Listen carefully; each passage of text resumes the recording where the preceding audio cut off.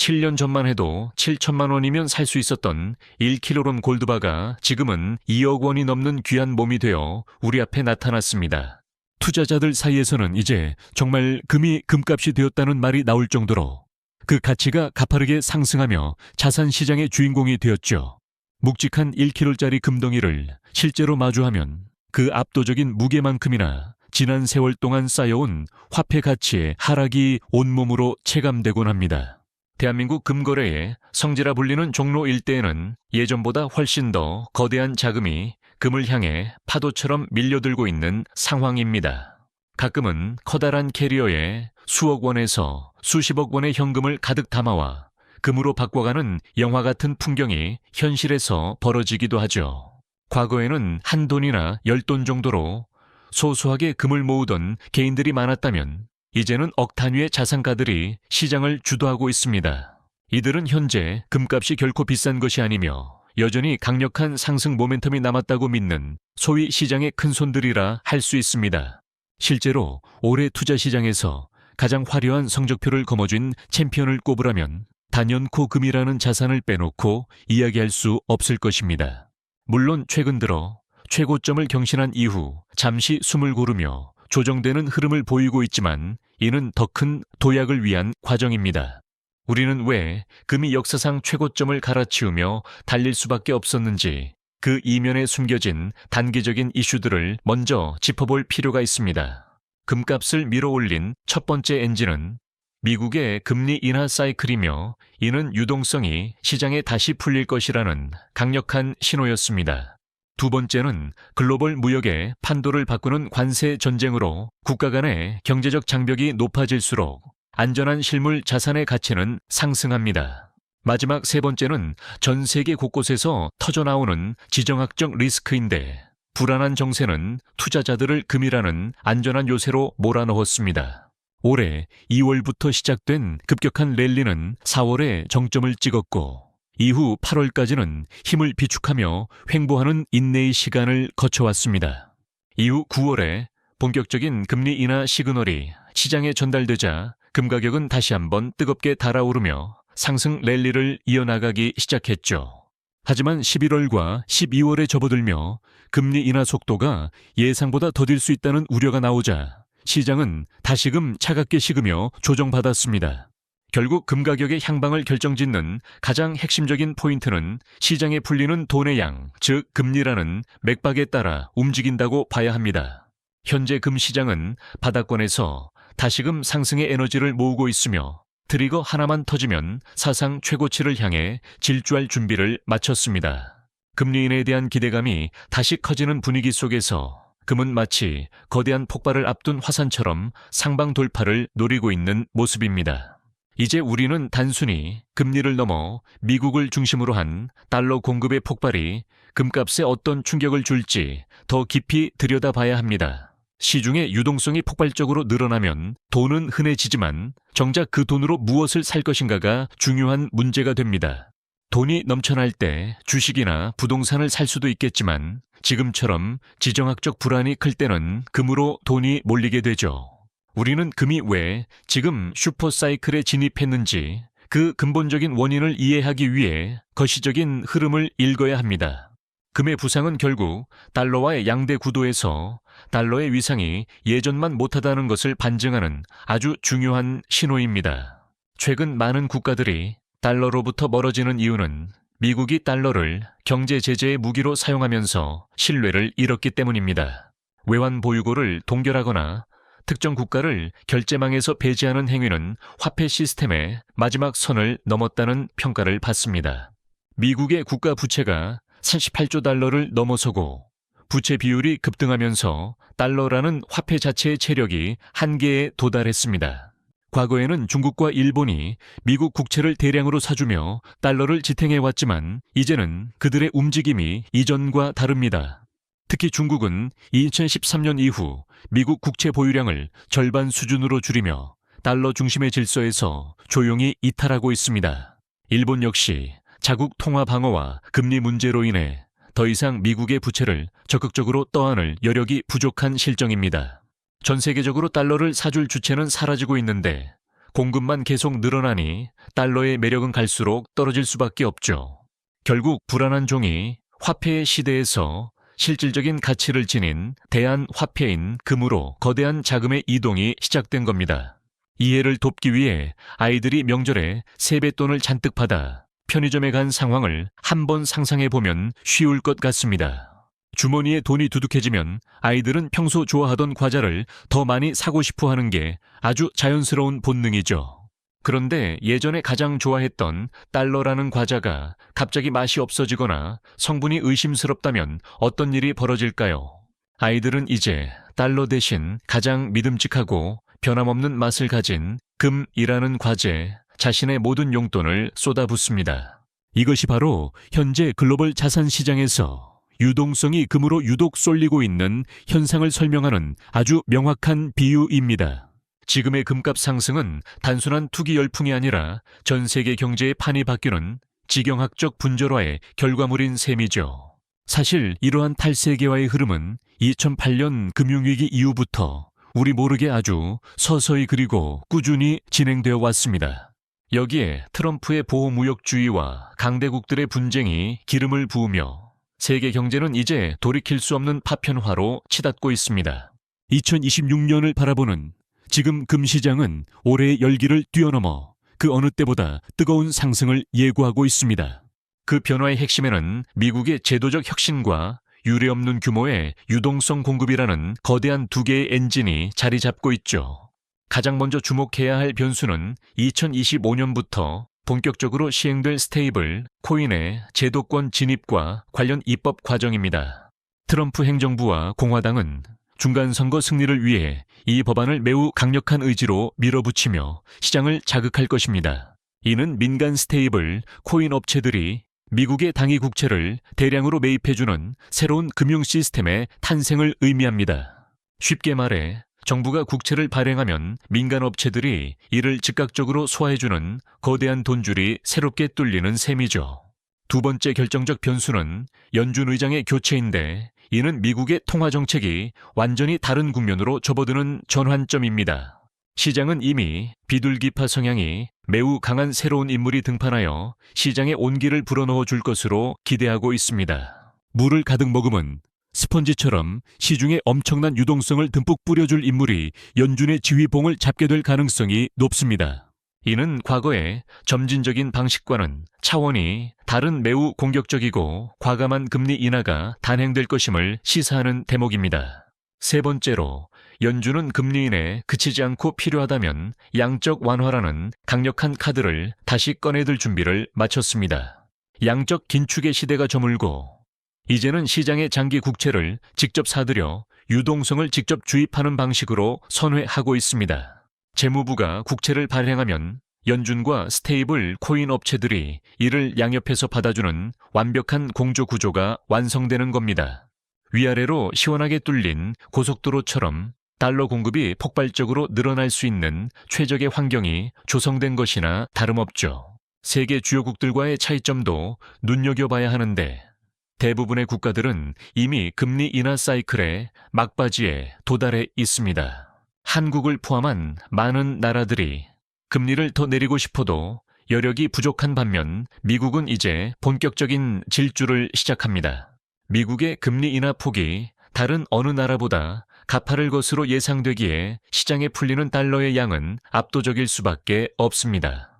결국 시중에는 돈이 넘쳐나게 되고 그 거대한 자본의 강물이 돌고 돌아 마지막에 도착하는 종착역은 결국 금입니다.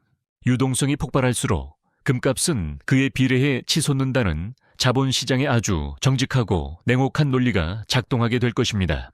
이제 우리는 이 엄청난 돈의 흐름이 전쟁과 지정학적 위기라는 거대한 파도를 만났을 때 어떤 시너지를 낼지 살펴봐야 합니다.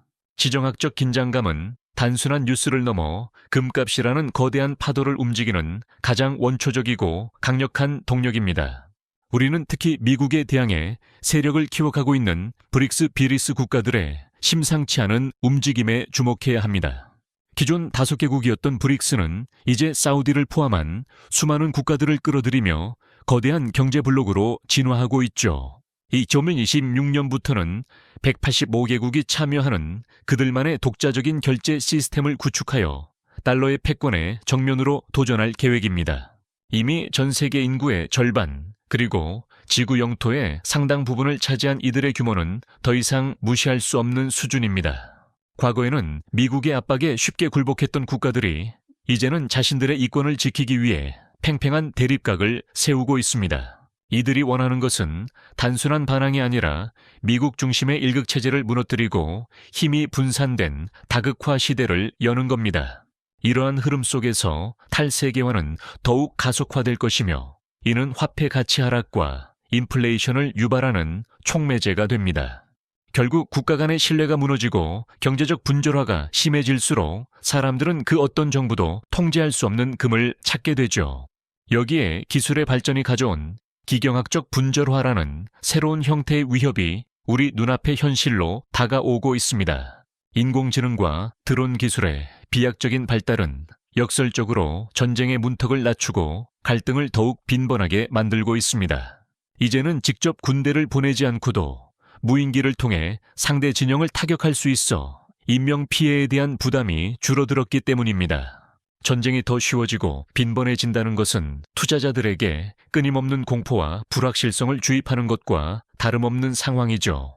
인류 역사는 사실 전쟁의 역사였으며 우리가 누려온 평화로운 세계화의 시대가 오히려 역사적 예외였을지도 모릅니다. 이제 우리는 다시 전쟁과 갈등이 일상이 된 평범한 시대로 회귀하고 있으며 이는 금에게는 가장 우호적인 환경입니다. 지정학적 리스크는 언제 어디서 어떤 형태로 터질지 모르는 시한폭탄처럼 시장의 발밑에 항상 매설되어 있습니다. 이러한 공포감은 안전자산에 대한 수요를 마르지 않게 만드는 샘물처럼 작용하여 금값을 하단에서 든든하게 받쳐줍니다. 전쟁이 일어날지 아닐지를 맞추는 것보다 갈등이 상시화된 구조적 변화를 읽어내는 것이 투자에는 훨씬 더 중요합니다. 유동성 폭발과 지정학적 위기라는 두 거대한 흐름이 만나는 지점에서 금은 그 어느 때보다 화려한 불꽃을 피울 것입니다. 최근의 일시적인 가격 조정은 이러한 거대한 상승 사이클 속에서 나타나는 아주 자연스럽고 건강한 과정일 뿐입니다. 모든 자산은 직선으로만 오르지 않으며 파동을 그리며 나아가는 것이 자산 시장에 거부할 수 없는 본질입니다. 산이 높으면 골이 깊다는 말처럼 가파른 상승 뒤에 찾아오는 조정은 다음 산맥을 넘기 위한 필수적인 준비 과정이죠. 지금 금시장에서 목격되는 일시적 하락은 과열된 열기를 식히고 에너지를 응축하는 아주 건강한 조정이라 할 수 있습니다. 수십 배씩 오르는 주식이나 부동산의 슈퍼사이클을 돌이켜봐도 적절한 상승과 조정은 항상 아름다운 조화를 이루어 왔습니다. 코로나 시기에 급락 이후 나타난 V자 반등처럼 단기적인 충격은 대세 상승이라는 큰 줄기를 결코 꺾지 못합니다. 우리는 지금 단순히 금값이 오르는 시기를 넘어 기존 화폐 시스템의 근간이 흔들리는 거대한 전환점에 서 있습니다. 2026년에 금시장이 올해보다 더 뜨거울 것이라 확신하는 이유는 국가 부채라는 시한폭탄이 임계점에 도달했기 때문입니다. 미국의 국가 부채 비율은 120%를 넘었고 일본은 무려 230%에 달하며 전 세계가 거대한 빚더미 위에 올라앉아 있습니다. 너무 많이 풀린 돈과 감당할 수 없는 부채는 결국 화폐 가치를 떨어뜨리고 실물 자산인 금의 가치를 밀어 올립니다. 이제 시장의 핵심 질문은 이 엄청난 규모의 미국 부채를 과연 누가 기꺼이 사줄 것인가라는 문제로 귀결됩니다. 전통적인 큰손이었던 중국과 일본이 국채를 대량으로 팔아치우는 상황에서 달러를 지탱해줄 우군은 갈수록 줄어들고 있죠. 유럽은 깊은 경기 침체로 허덕이고 있고 신흥국들은 자국 통화 가치를 방어하기에도 숨이 턱끝까지 차오른 상태입니다. 달러가 더 이상 매력적인 안전자산이 아니라는 인식이 확산될수록 글로벌 자금은 빛의 속도로 금으로 이동할 것입니다. 이는 단순히 수익률을 쫓는 투자가 아니라 내 자산의 구매력을 지키기 위한 본능적인 피난처 찾기에 가깝습니다. 불안한 종이 화폐의 시대가 저물고 수천 년간 가치를 증명해온 금이 다시 진정한 화폐의 지위를 되찾고 있습니다. 2024년에 금이 시장을 밝히는 샛별이었다면 2026년의 금은 자산시장의 모든 빛을 흡수하는 거대한 태양이 될 것입니다. 유동성 폭발과 지정학적 분절화가 맞물리는 2026년은 금 투자자들에게는 일생일대의 거대한 기회가 될 수 있습니다. 이미 시장의 큰손들은 수백억 원 단위의 자금을 금과 은으로 옮기며 다가올 슈퍼사이클을 조용히 준비하고 있습니다. 한돈 열돈을 사던 소액 투자의 시대는 가고 이제는 거대한 자본이 금이라는 항구를 향해 닻을 내리고 있습니다. 이제 우리는 이 거대한 흐름의 끝에서 금이 도달하게 될 역사적인 신고가를 차분하고 냉철한 마음으로 기다려야 합니다. 7년 전 7천만 원이던 금이 2억 원을 넘어선 것은 단순한 우연이 아니라 화폐 시스템의 근본적인 한계가 드러난 결과입니다. 우리는 지금 가격의 오르내림을 넘어 달러 중심의 체제가 다극화로 변해가는 거대한 역사의 한복판에 서 있는 셈이죠. 미국이 유동성 공급의 통로를 넓히고 스테이블 코인이 국채를 받아주는 구조는 금값에 전례 없는 에너지를 공급할 것입니다. 여기에 인공지능과 드론이 일상화된 전쟁의 상시화는 안전자산인 금의 가치를 바닥에서 든든하게 지탱해주는 강력한 지지대입니다. 투자의 대가들이 금과 은을 포트폴리오의 중심에 두는 이유는 그들이 눈앞의 변동성이 아닌 거대한 시대의 흐름을 보기 때문이죠. 이제 우리는 자산의 증식보다 더 중요한 자산의 방어, 즉 구매력을 보존하는 최후의 수단으로서 금의 본질을 이해해야 합니다. 금은 이자가 나오지 않는다는 비판도 받지만 시스템이 흔들릴 때 유일하게 누구의 부채도 아닌 독립적 자산으로 빛을 발합니다. 2026년을 향해 달려가는 금의 랠리는 단순한 반등을 넘어 새로운 글로벌 경제 질서의 탄생을 알리는 서막이 될 것입니다. 시장이 일시적으로 조정받고 흔들릴 때일수록 우리는 조급함을 버리고 거대한 슈퍼사이클이 그리는 큰 그림을 보아야 합니다. 역사적으로 금은 인류가 가장 혼란스러운 시기에 가장 강력한 안정성을 제공하며 부의 이동을 주도해왔던 유일한 자산입니다. 앞으로 다가올 유동성 장세는 과거 우리가 경험했던 그 어떤 호황보다 더 뜨겁고 압도적인 금값의 상승을 불러올 가능성이 큽니다. 지정학적 불확실성과 경제적 분절화가 심해질수록 금이라는 안전한 항구의 가치는 전 세계 자본가들에게 더욱 절실하게 다가오겠죠.